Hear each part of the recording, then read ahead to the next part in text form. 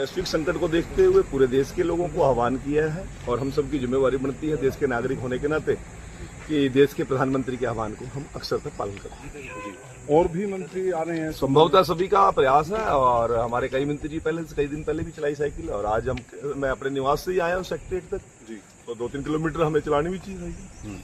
Sir, ये निरंतरता बनी रहेगी, ऐसा भी कुछ हो कि निरंतरता बनी? देखो, मैं ये कहता हूँ जहां तक साइकिल से संभव हो हम साइकिल से जाएंगे, जहां संभव होगा ट्रांसपोर्टेशन पब्लिक का यूज करेंगे और जहां संभव होगा पब्लिक ट्रांसपोर्टेशन नहीं हम यूज कर सकते तो फिर अपने व्हीकल से जाएंगे।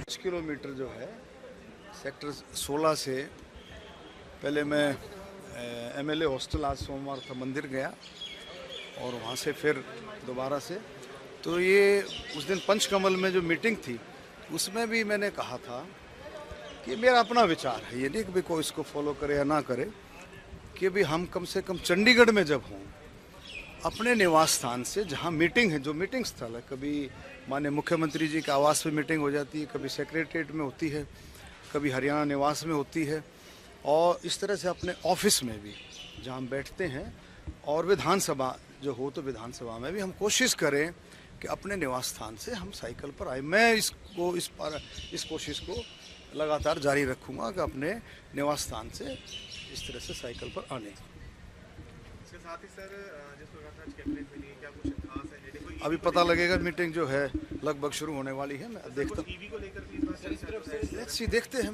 निश्चित तौर पर सबका फोकस रहेगा इस बात पर कि हम ज़्यादा से ज़्यादा फ्यूल कैसे बचा सकते, सबका इसी बात पर फोकस रहे और हर एक देशवासी इस मुहिम में लग भी गया है। कोई बस से आ रहा है, कोई मेट्रो से जा रहा है, कोई ट्रेन से आ रहा है, तो हर एक जो है इस कोशिश में, कोई 3 व्हीलर से, कोई इलेक्ट्रिकल व्हीकल से आ रहा है, तो हर एक इस मुहिम में पार्टिसिपेट कर रहा है।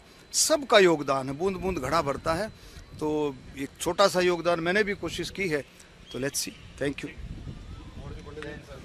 आज कैबिनेट की बैठक हो रही है। दूसरा सर, प्रधानमंत्री नरेंद्र मोदी की ओर से जो अपील की गई थी जिस तरीके से ईंधन बचाने को लेकर, उसका असर भी जो है वो देश के अलग अलग राज्यों में देखने को मिल रहा है। तो किस तरीके से देखते हैं, आपके पास परिवहन विभाग है, ईवी को ज्यादा बढ़ावा मिले, जो इलेक्ट्रॉनिक बसें जो है वो हरियाणा रोडवेज के बेड़े में आए, तो क्या किस तरीके से देखते हैं? नए इलेक्ट्रॉनिक बसेस भी हम ले रहे हैं, लगभग 500 बसेस हम लेने जा रहे हैं और ईवी व्हीकल्स के खरीदने के लिए कंसेशन देने की भी मैंने फाइल मूव कर दी है।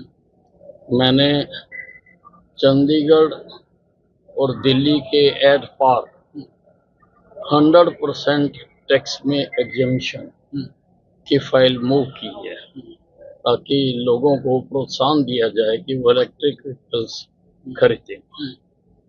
सर, जिस तरीके से जो है आपने डिपार्टमेंट के अधिकारियों को भी कहा है कि हो सके तो वर्चुअल बैठक करें, ईंधन का ज्यादा जो है उपयोग ना हो, इसको लेकर भी आपने अपने डिपार्टमेंट्स को कहा है, क्योंकि महत्वपूर्ण डिपार्टमेंट आपके पास है, ऊर्जा भी, परिवहन भी। सर, कैबिनेट में भी सर डिसीजन हो सकता है इस पे, प्रधानमंत्री की अपील के बाद? अब कैबिनेट में तो क्या लाया जाता है ये मुख्यमंत्री जी का प्रेरोगेटिव है।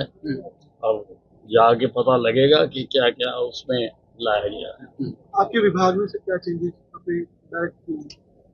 नहीं, हमारे विभाग में तो पूरी तरह से हम सारा जो है वर्चुअल मीटिंग्स भी कर लेते हैं और वैसे हमारे काम तो टेलीफोन पर भी चल जाते हैं। अधिकारियों को आदेश देने हैं, टेलीफोन पर देके भी काम चल जाते हैं। साहब, जिस प्रकार की स्थिति इस समय बनी हुई है ईंधन को लेकर, क्या आने वाले समय में जितने भी अधिकारी हैं और जितने विभाग हैं उन सबको ईवी व्हीकल्स जो है उसकी ओर भी प्रोत्साहित किया जाएगा कि वो ईवी व्हीकल्स अब लें?